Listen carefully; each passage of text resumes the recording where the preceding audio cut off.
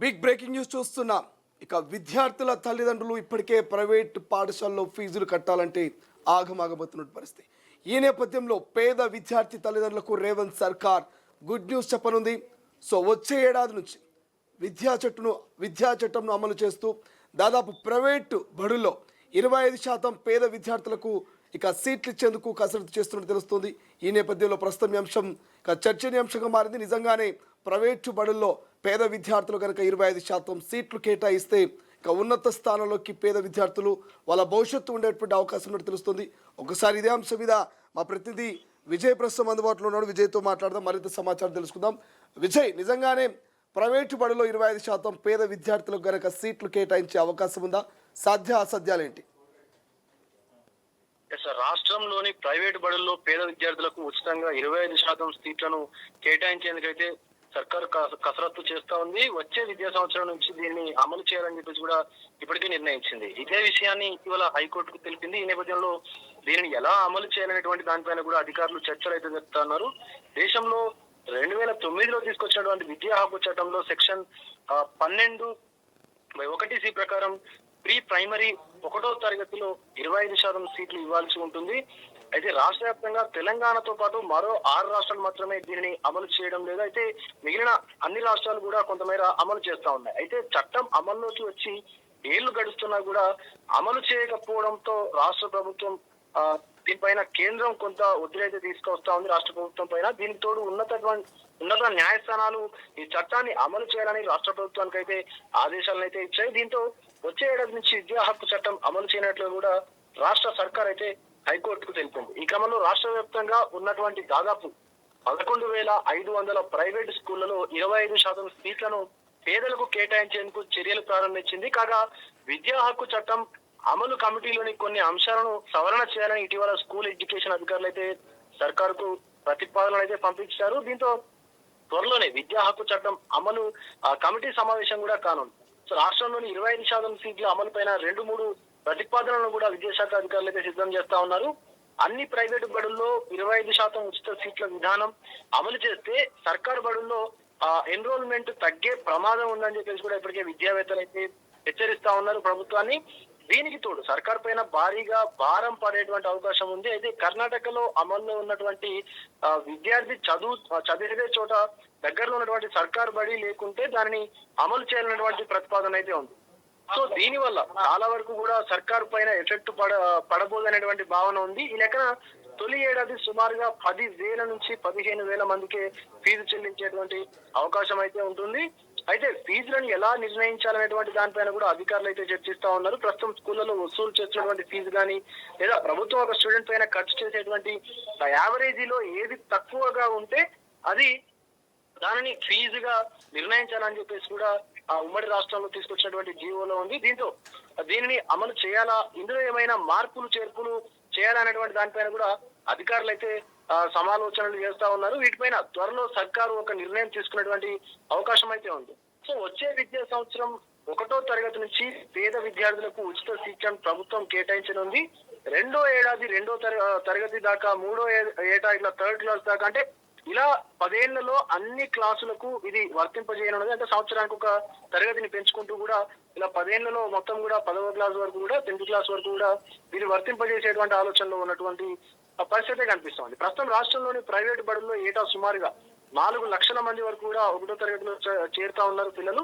వీరిలో 25% అంటే సుమారుగా 1,00,000 మందికి ఉచిత విద్యనైతే అందనుంది ప్రైవేట్ బడుల్లో. ఇందులో ఎస్సీ, ఎస్టీ, బీసీ, మైనారిటీ సహా అన్ని రిజర్వేషన్లు కూడా అమలు చేయనున్నట్టుగా కూడా తెలుస్తా ఉంది. సో ఎంపిక విధానంలో కూడా పేరెంట్స్ ఆర్థిక స్థితిగతులను ఏవైతే ఉన్నాయో ఆర్థిక స్థితిగతులను కూడా పరిగణలోకి తీసుకుని ఉన్నారు.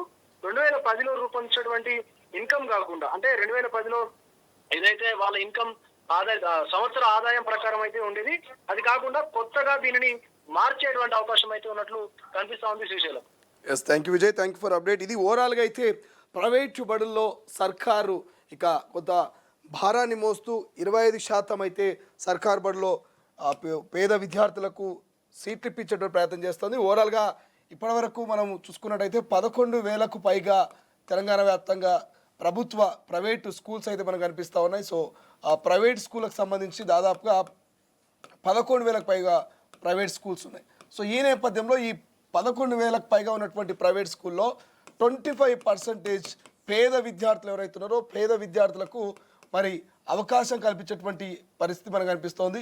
సో మరి పేద విద్యార్థులకు సంబంధించి ఒకవేళ నిజంగానే ఈ యొక్క ప్రైవేటు పాఠశాల కనుక 25% పేద విద్యార్థులకు ఇస్తే దాదాపు ఈ 11,000 ప్రైవేట్ స్కూళ్ళలో దాదాపు 4 లక్షలకు పైగా ఇప్పటికే ఇందులో 4 లక్షలకు పైగా ఈ ప్రైవేటు స్కూళ్ళలో చదువుతూ ఉన్నారు. కాబట్టి సో నిజంగానే ఒకవేళ 25% కనుక మరి నిజంగానే పేద విద్యార్థులకు ఇస్తే దాదాపు 25% 4 లక్షలు అంటే 1 లక్ష మందికి ప్రభుత్వ పాఠశాలలో చదువుకున్నటువంటి ప్రైవేట్ పాఠశాలలో చదువుకున్నటువంటి అవకాశం వస్తుంది. కానీ ఏదైతే విద్యా హక్కు చట్టాన్ని అమలు చేయడానికి మరి వచ్చే సంవత్సరం నుంచి విద్యా హక్కు చట్టాన్ని అమలు చేయడానికి ప్రయత్నం చేస్తూ ఉంది. కానీ దీని మీద విధి విధానాలు ఏంటి, ఒక 6 రాష్ట్రాలు తప్ప మిగిలిన అన్ని రాష్ట్రాల్లో ఈ విద్యా హక్కు చట్టం అమలు అవుతూ ఉంది.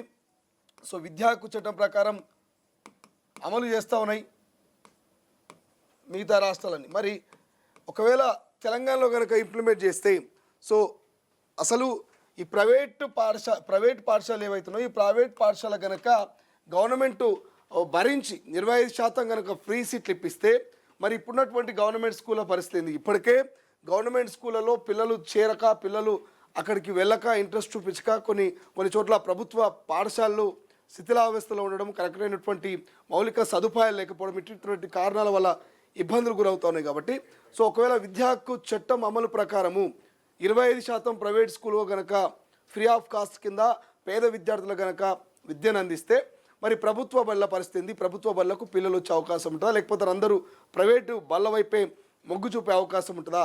సో ఎవరికి 25%లో ఉన్నటువంటి పేద విద్యార్థులు ఎంపికని ఎలా చేయాలి? వాళ్ళ వార్షిక ఆదాయాన్ని లెక్కలోకి తీసుకోవాలా, రేషన్ కార్డును లెక్కలోకి తీసుకోవాలా, లేకపోతే వాళ్ళ స్థానికతను లెక్కలోకి తీసుకోవాలా? ఏ అంశాన్ని లెక్కలోకి తీసుకొని 25% ప్రైవేటు బడుల్లో పిల్లలకు అవకాశాన్ని కల్పించాలనేటువంటి విధి విధానాల మీద కూడా భవిష్యత్తులో చర్చించే అవకాశం ఉంది. సో ఒకవేళ పిల్లలు ఏదైతే కొన్ని గ్రామాలు ఉంటాయి కదా, గ్రామాలకు దగ్గరలో ప్రభుత్వ పాఠశాల లేదు, కేవలం ప్రైవేట్ పాఠశాల మాత్రమే ఉందనుకోండి. సో అటువంటి దగ్గరలో ప్రైవేట్ పాఠశాల ఉన్నటువంటి పరిస్థితుల్లో మరి ఈ రకమైనటువంటి ఇంప్లిమెంటేషన్ విద్యా చట్టం ప్రకారం మరి 25% ఏమైనా కల్పించే అవకాశం ఉంటుందా? సో ఎందుకంటే ఆల్మోస్ట్ అన్ని విలేజ్లో ప్రభుత్వ పాఠశాలలు ఉన్నాయి.